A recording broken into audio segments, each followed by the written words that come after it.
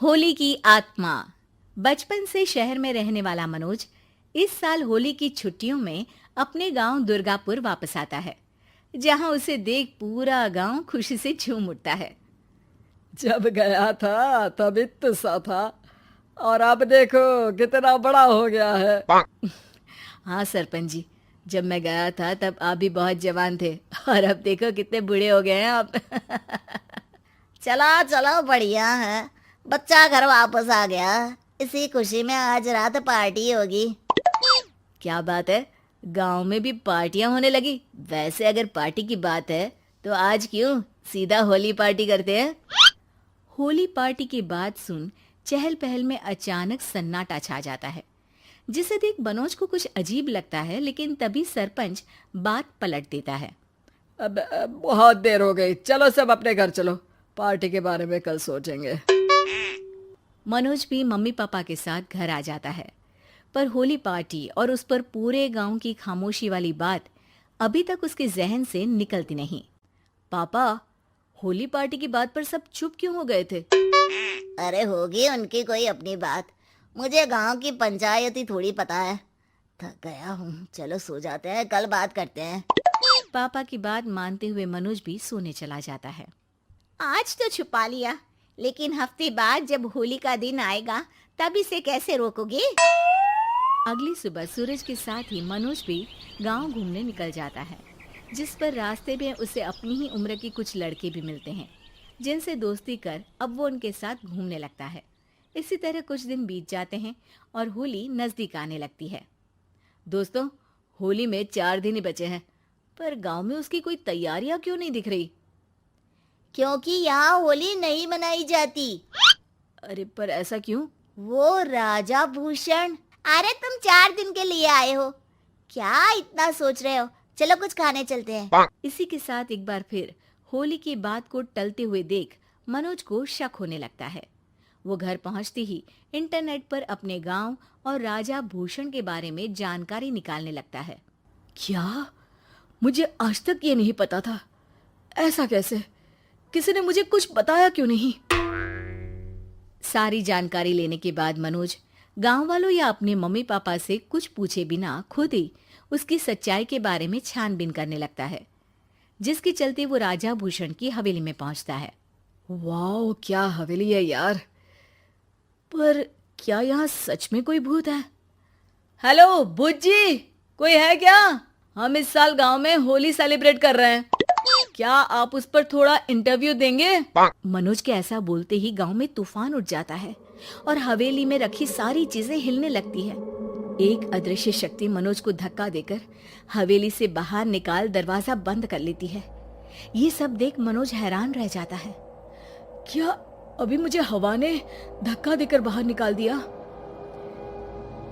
मेरे होते हुए इस गांव में कभी होली नहीं मन सकती, इसलिए दोबारा ऐसी कोशिश भी मत करना, अंजाम बुरा होगा। आवाज सुन मनोज हैरानी से इधर उधर देखने लगता है, पर उसे कोई दिखाई नहीं देता। वो गांव वापस आ जाता है, जहां तूफान की वजह से सब कुछ तहस महस हो चुका होता है।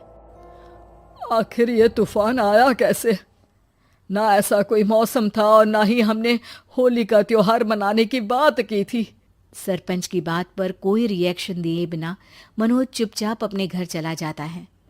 इस तरह देखते ही देखते होली का दिन भी आ जाता है और मनोज रंग लेकर गांव में निकल जाता है, लेकिन गांव पूरी तरह खाली होता है। अरे त्योहार का दिन है, धूमधाम की जगह मातम क्यों मनाया हुआ है? मनोज की आवाज सुन सब अपने घर की खिड़कियां खोल के घर के अंदर से ही उसे वापस जाने के लिए कहने लगते हैं, पर वो किसी की नहीं सुनता। तुझे पहले भी समझाया था, अगर होली खेलने की कोशिश भी की तो अच्छा नहीं होगा।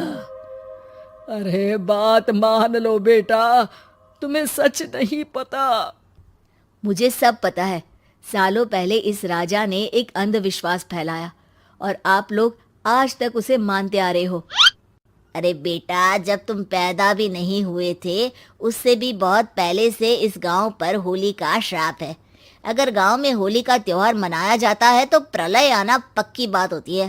राजा भूषण इस सब में नहीं मानते थे और त्योहार मनाने लगे, जिसके चलते होली वाले ही दिन पहले उनके बेटे की और फिर उनकी मृत्यु हो गई।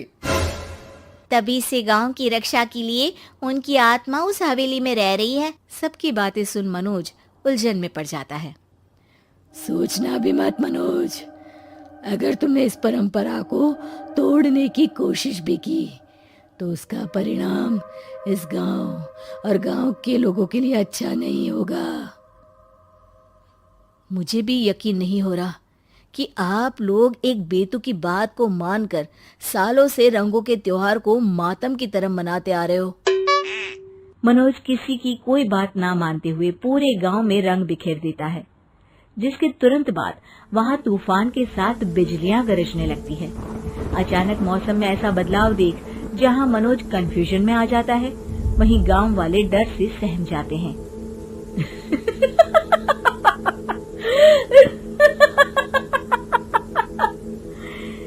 इस लड़के ने हमारे जैसे सिर्फ अपने स्वार्थ के लिए नहीं बल्कि पूरे गांव की खुशियों के लिए यहाँ होली मनाई है, जिस वजह से अब इस गांव पर होली का श्राप टूटता है।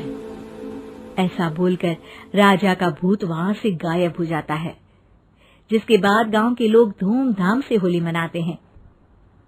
खुशियों के रंग गांव में बिखरे ही होते हैं कि अगली सुबह अचानक मनोज कहीं गायब हो जाता है और एक बार फिर गांव में होली का नया राज शुरू हो जाता है।